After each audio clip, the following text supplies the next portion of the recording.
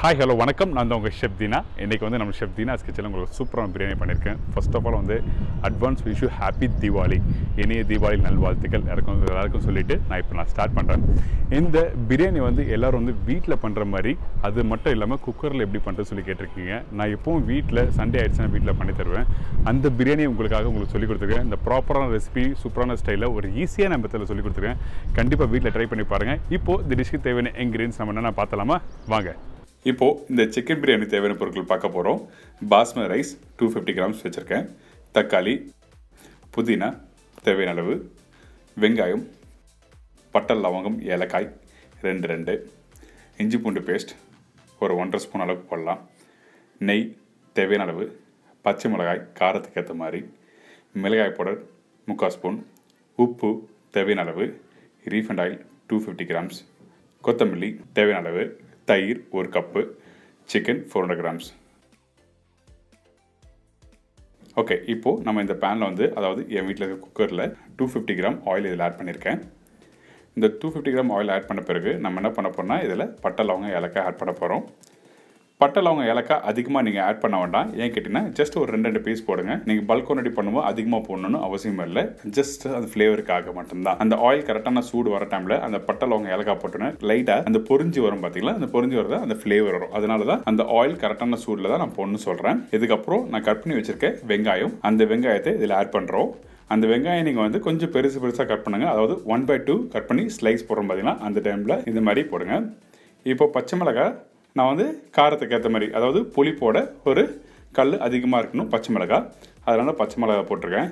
இப்போ இதெல்லாம் போட்ட பிறகு நல்லா சோத்தே பண்ணுங்கள்.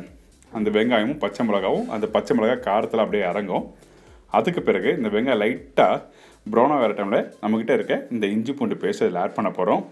இந்த இஞ்சி பூண்டு பேஸ்ட்டு பார்த்தீங்கன்னா ரேஷியோ வந்து இஞ்சும் பூண்டும் ஒரே அளவாக இருக்கணும். நல்லா வாஷ் பண்ணிவிட்டு அரைச்சி வச்சுக்கோங்க.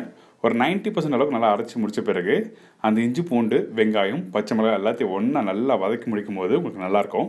அந்த ஃப்ளேவர் உங்களுக்கு நல்லா வரும். அந்த அரோமா ஃப்ளேவர் சூப்பராக வரும். இப்போது எங்கிட்ட இருக்க இந்த தக்காளி கம்மியாக ஆட் பண்ணணும். ஏன் கம்மியாக ஆட் பண்ணணும்னு சொல்கிறேன்னு கேட்டிங்கன்னா, உங்களுக்கு வந்து அப்போ தான் வந்து நீங்கள் அதிகமாக ஆட் பண்ணால் உங்களுக்கு அந்த டொமேட்டோ அந்த ஃப்ளேவர் அதிகமாகிடுச்சு நல்லா இருக்காது. புளிப்புக்கு தயிர் மட்டும்தான் ஆட் பண்ணணும். தக்காளி ஜஸ்ட் அது அந்த பைண்டிங் அந்த ஸ்பைஸ் லெவலோட மிக்ஸ் ஆகிறதுக்கு மட்டும்தான் தக்காளி ஆட் பண்ணுறோம். இந்த மாதிரி வெங்காயம் தக்காளியும் கொஞ்சம் பெருசாக கட் பண்ணி இதில் கொஞ்சம் லைட்டாக சோத்தே பண்ணுங்கள். ஸ்மாஷ் ஆகக்கூடாது வெங்காயம் தக்காளியும். இதுக்கப்புறம் இந்த மிளகாய் பவுடர் வந்து எனக்கு கொஞ்சம், நான் வந்து ஆக்சுவலாக வந்து 2 கிலோ பண்ணாலும் 3 கிலோ பண்ணும்போது 1/2 ஸ்பூன் தான் போடுவேன். ஆனால் எங்கள் வீட்டில் கொஞ்சம் பிடிக்கும், அதனால் ஒரு 3/4 ஸ்பூன் அளவுக்கு நான் போட்டிருக்கேன்.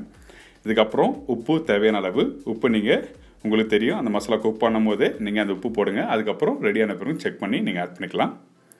இப்போ இது எல்லாத்தையும் ஒன்றா போட்டு அந்த ஃபஸ்ட் லைட்டாக சோத்தே பண்ணுங்கள். அந்த ஆயிலே சோத்தே பண்ணும்போது அந்த கலர் வரும். அந்த கலர்னால் நீங்கள் கலர் போடுற கலந்து ஆட் பண்ணக்கூடாது. இதுக்கப்புறம் இப்போ இந்த தோனியில் சிக்கன் கம்மியாக இருக்க மாதிரி இருக்கும். ஆனால் அந்த சிக்கன் அளவு வந்து 400 கிராம் சிக்கன் வச்சுருக்கேன். ஸோ இந்த மாதிரி சிக்கன் போட்ட பிறகு நல்லா மிக்ஸ் பண்ணுங்கள். அந்த மசாலா வெங்காயம் தக்காளி மசாலாவோட போட்டு நல்லா மிக்ஸ் பண்ணும்போது உங்களுக்கு என்ன கேட்டினா, அந்த சிக்கன் சோத்தையும் போது அந்த ஃப்ளேவர் நல்லா வரும். இதுக்கப்புறம் என்கிட்ட இருக்க இந்த புதினாவை ஆட் பண்ணுறோம். இந்த புதினா வந்து உங்களுக்கு வந்து ஒரு 40% போடுறீங்கன்னா, கொத்தமல்லி வந்து 60% அளவுக்கு நீங்கள் ஆட் பண்ணணும். இப்போ கொத்தமல்லி ஆட் பண்ணியிருக்கேன். இந்த கொத்தமல்லி அந்த புதினா எல்லாமே வந்து அந்த ரேஷியோ ரொம்ப முக்கியம். ஜஸ்ட் லைட்டாக மிக்ஸ் பண்ணினா அந்த கொத்தமல்லி அந்த சிக்கன் போட்ட பிறகு அந்த கொத்தமல்லி புதினா அந்த ஃப்ளேவர் அழகாக சூப்பராக நமக்கு நல்லா வரும். இதுக்கப்புறம் கொத்தமல்லி புதினா போட்டாச்சு. இப்போ தயிர் ஆட் பண்ணிட்டு இருக்கோம். இப்போ இந்த தயிர் போடும்போது தயிரோட அளவு அதிகமாக இருக்கணும் புளிப்பு தன்மைக்கு. அதாவது இப்போ தயிர் போட்ட பிறகு லைட்டாக நீங்கள் சோத்தை பண்ணி முடித்த பிறகு இப்போ நம்ம தண்ணி ஆட் பண்ணுவோம். இப்போ இந்த மசாலா கொஞ்சம் அந்த பச்சை வாசனை போகிற வரைக்கும் நல்லா குக் பண்ணுங்கள். தண்ணி ஆட் பண்ணுறப்போ இந்த தண்ணி ரேஷியோ வந்து நீங்கள் பார்த்தீங்கன்னா 1க்கு 1.5 அளவுக்கு தண்ணி ஆட் பண்ணணும். 1க்கு 1.5 அளவுக்கு தண்ணி இதில் ஆட் பண்ணியிருக்கேன். அதாவது நீங்கள் 1 கப் ரைஸ் போட போகிறீங்கன்னா பாஸ்மதி ரைஸு அதில் 1.5 கப் அளவுக்கு தண்ணி ஆட் பண்ணுறோம். சில பாஸ்மதி ரைஸ் வந்து தண்ணி அளவு கொஞ்சம் 1/4 கப்பு கம்மியாகும். நீங்கள் வீட்டில் வச்சுருக்க பாஸ்மதி ரைஸை பார்த்து நீங்கள் ஆட் பண்ணிக்கலாம். இப்போ இந்த மசாலா நல்லா கொதிச்சு வர டைமில் அந்த சிக்கன் வந்து கிட்டத்தட்ட ஒரு 70% அளவுக்கு நல்லா வெந்துடணும். சிக்கன் வேகிறது ரொம்ப டைம் இருக்காது. அதே மாதிரி நீங்கள் சிக்கன் வீட்டில் போடும்போது நீங்கள் இந்த ஸ்கின்னோட 2-3 பீஸ் போடுங்க, ரொம்ப நல்லாயிருக்கும். ஏன் கேட்டிங்கன்னா, அந்த மாய்ஸ்சர் வந்து அந்த பிரியாணியில் வந்து நீங்கள் சேர்த்து சாப்பிடும்போது ரொம்ப நல்லாயிருக்கும். நீங்கள் வெறும் அந்த ஸ்கின்னை எடுத்த பிறகு நீங்கள் சிக்கன் போட்டிங்கன்னா உங்களுக்கு அந்த மாய்ஸ்சர் வராது. ஸோ அதனால் நீங்கள் பிரியாணி பண்ணும்போது 2-3 பீஸ் வந்து நீங்கள் வித் ஸ்கின்னோட போட்டிங்கன்னா ரொம்ப டேஸ்ட்டு நல்லாயிருக்கும். அந்த கிரேவி திக்காக இருந்தால் என்ன ஆகும் கேட்டிங்கன்னா, உங்களுக்கு வந்து அந்த ரைஸ் வந்து உங்களுக்கு உதிரியாக வராது. அதனால தான் வந்து நான் செக் பண்ணுறேன். கொஞ்சம் லைட்டாக தின்னாக இருந்தால் மட்டும்தான் அந்த ரைஸ் பக்குவமாக தனியாக வரும். இப்போ கொதிச்சு நல்லா வருது. இப்போ உப்பு காரம் எல்லாத்தையும் நான் செக் பண்ணிடுறேன். இப்போ என்கிட்ட இருக்க இந்த பாஸ்மதி ரைஸ் நான் சொன்ன அளவில் அந்த பாஸ்மதி ரைஸ் ஊற வச்சு க்ளீன் பண்ணி எடுத்து வச்சுருக்கேன்.